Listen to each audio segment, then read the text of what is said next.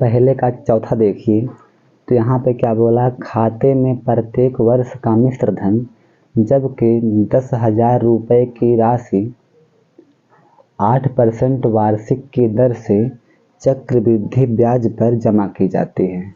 चलिए, इस सवाल को समझने से पहले आपको कुछ शब्दों के बारे में जानना पड़ेगा। जैसे कि एक कुछ शब्द हैं आपके लिए, यहाँ पर देखिए, मूलधन है ना। मूलधन क्या होता है? ब्याज पर हम जितने पैसे लेते हैं या फिर देते हैं उसे क्या बोलते हैं? मूलधन बोलते हैं। अब समय क्या होता है ना, जितने वर्ष के लिए हम लोग है ना ब्याज लेते हैं वही समय क्या, वही जो है समय होता है। दर क्या होता है? जितने परसेंट पर, है ना, जितने परसेंट पर हम लोग ब्याज देते हैं उसे दर बोलते हैं। मिश्र धन क्या होता है? तो मिश्र धन बराबर होता है मूलधन प्लस ब्याज। वो चीज़ क्या होता है? मिश्र धन होता है। चलिए इसे हम बहुत ही सिंपल तरीके से सॉल्व कर लेते हैं ताकि वो समझ में भी आ जाए। तो यहाँ पे जो किताब में मूलधन दिया है वो कितना है? 10,000 रुपये है। और जो ब्याज और यहाँ पर दर है कितना है? 8% है। चलिए अच्छे से सॉल्व कर लीजिए सवाल को। तो फिर यहाँ पे देखिएगा ना, हल कर लेते हैं हम लोग। हल अब यहाँ पे लिखेंगे कि प्रथम वर्ष के लिए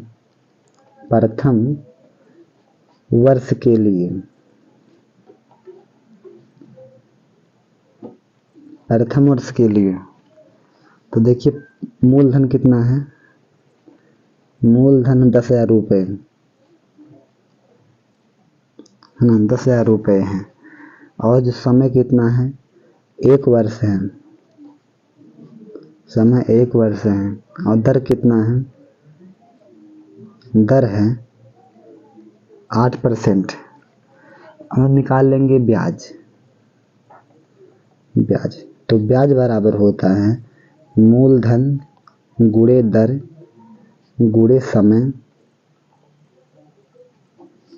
समय बटे 100। ठीक। अब यहाँ पे देखिएगा, मूलधन 10,000 रुपये गुणे दर है 8% गुणे समय कितना है? 1 है। और बटे में कितना है? 100। 0 से 0 कटेगा डबल। ठीक। 100 गुणे 8, तो यहाँ पे आ गया 800। आ गया 800। अब देखिएगा ब्याज आ गया 800 रुपये। अब निकालेंगे मिश्र धन बराबर क्या होता है? मूलधन प्लस ब्याज। देखिए मूलधन कितना है? 10,000 रुपये है प्लस ब्याज कितना है? 800 रुपये है। अब देखिए यहाँ पे ना कितना हो गया? 10,800 रुपये हो गया। ठीक। अब देखिए यहाँ पे जो पहले वर्ष का है ना, जो प्रथम वर्ष के लिए जो मिश्र धन होगा वो दूसरे वर्ष के लिए मूलधन बन जाएगा। ये बात ध्यान दीजिएगा, जो पहले वर्ष के लिए जो मिश्र धन है वो दूसरे वर्ष के लिए क्या बन जाएगा? मूलधन बन जाएगा। अब यहाँ पे निकाल लेते हैं दूसरे वर्ष के लिए। दूसरे वर्ष के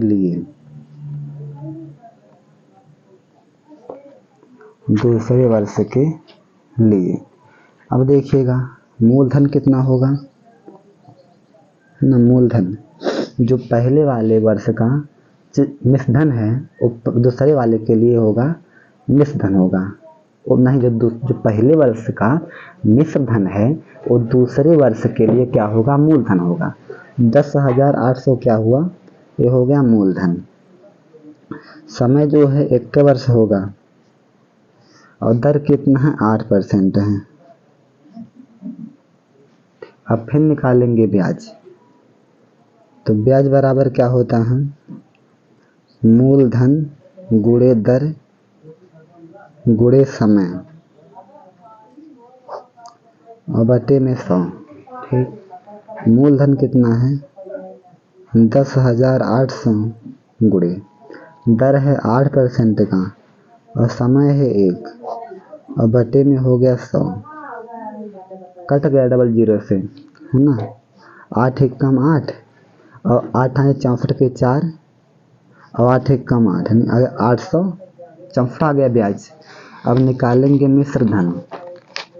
अब क्या निकालेंगे? अब निकालेंगे मिश्र धन। मिश्र धन बराबर होता है मूलधन प्लस ब्याज। अब देखिएगा मूलधन कितना है आपका, तो मूलधन है 10,800, तो 10,800 हो गया और प्लस में कितना है 864, ठीक। अब देखिए कितना हो गया 11,664 जोड़ने पर आएगा, ठीक। अब देखिएगा जो दूसरे वर्ष का मिश्र धन है वो तीसरे वर्ष के लिए बन जाएगा मूलधन, ठीक। अब यहाँ पे देखेंगे तीसरे वर्ष के लिए, तीसरे वर्ष के लिए जो मूलधन कितना होगा, ये हो जाएगा 11,664। अब देखिएगा यहाँ पे निकालेंगे सार्वंतर। पहले सूची बना लेंगे मूलधन की सूची, ठीक।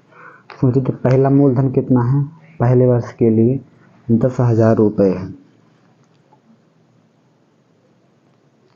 दूसरे वर्ष के लिए कितना मूलधन है, दूसरे वर्ष के लिए मूलधन है 10,800, 10,800। तीसरे वर्ष के लिए कितना मूलधन है 11,664। ऐसे ही चलता रहेगा डाट डाट डाट। अब निकाल लेंगे सार्व अंतर। सार्व अंतर तो यहाँ पे D1 बराबर क्या हो जाएगा A2 माइनस A1, पहला पद दूसरा पद। अब यहाँ पे देखिएगा A2 कितना है 10,800 माइनस A1 कितना है तो ये है 10,000, तो घटाने पर कितना आ जाएगा 800 आ जाएगा, है ना। अब निकालेंगे D2।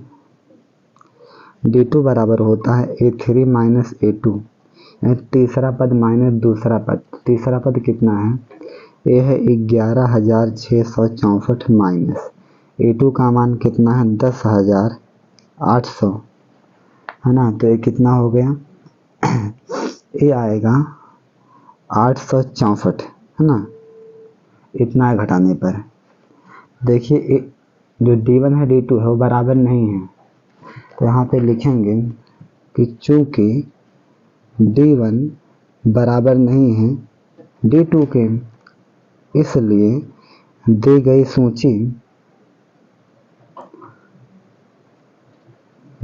सूची AP में नहीं है,